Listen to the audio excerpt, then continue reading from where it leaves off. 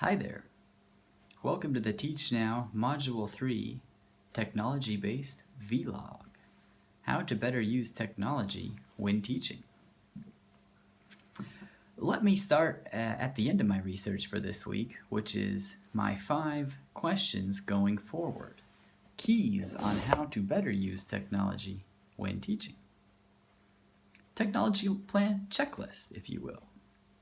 Number 1. What is the goal of the lesson? How does technology specifically play a role in achieving that objective? 2. What sorts of differentiated learning are at play when using this technology? Number 3.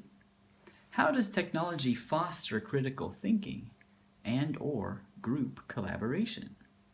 Number 4. How can the lesson be taught if the technology is dysfunctional or inaccessible once the lesson begins? And number 5, is the technology being safely integrated into the learning environment? A lot of the language that I used in formulating these 5 keys is taken from the ISTE Standards for Educators and ISTE Standards for Students web pages and videos. So those are my main findings, my 5 keys going forward. I want to keep that in mind, commit them to memory. But there's also a lot of other research at play this week, and some of it's interesting. I asked 3 different teachers 10 questions about how they use technology in the classroom. All 3 said they use it every day in almost every class. They use PowerPoint, they use audio, they use video. They have different opinions on how effective this is. I asked them all 3, do you think technology improves learning results, hurts learning results, or yields the same learning results overall compared to where if there were not that technology there? Angela, a Chinese middle school teacher at my school in Shanghai Bilingual School, she thinks technology improves learning results. She says learners' minds these days are dominated by the images from computer screens, TV screens, phone screens, and they respond best when those images provoke their thinking. So she's flashing those images on screens, those videos, and those sounds. Paul agrees that the influence is powerful, but Paul concludes it actually hurts learning results because students aren't able to turn that stuff off.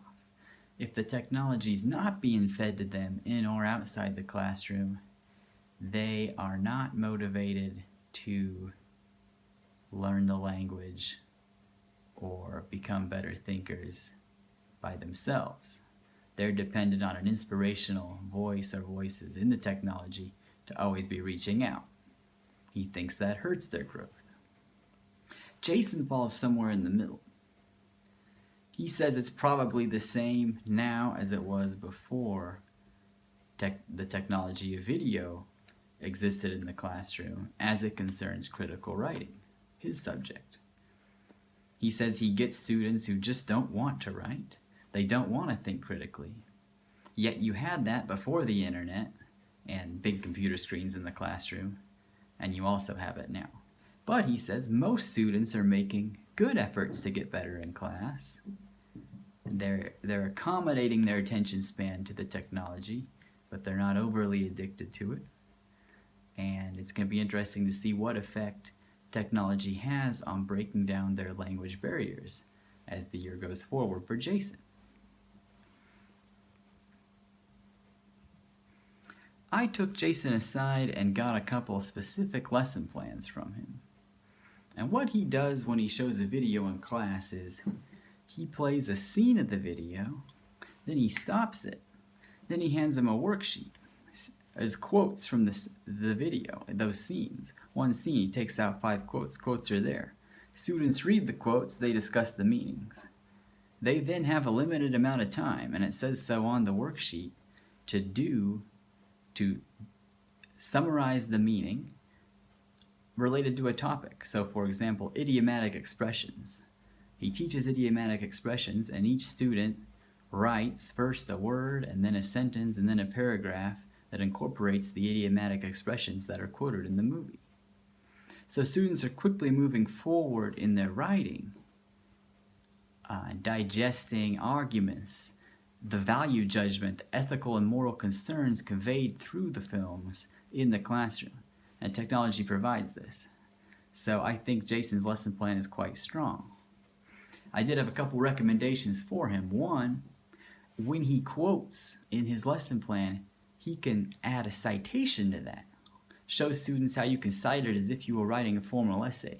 And then they can just very early on pick up how to do that. They don't have to ask later how to do it once he assigns it later. The other main thing I wanted to have him add is have a little more humorous and lighthearted movies to your film selection. Like I wanted a Clueless, Reese Witherspoon, Paul Rudd. He's sticking with Blade Runner and Eternal Sunshine of the Spotless Mind. So we have our disagreements. But overall, I like how he's using technology in the classroom because he's thinking about balance. You have the technology in there and it helps, but you also draw it back and you let students think critically. You let students talk to themselves, and then you dial back in the movie. And it's that nice rhythm that I think I want to keep in mind teaching technology going forward. There's a lot more to share about my findings than others, and I have a lot to learn, and I look forward to making more progress in the weeks ahead. Thank you.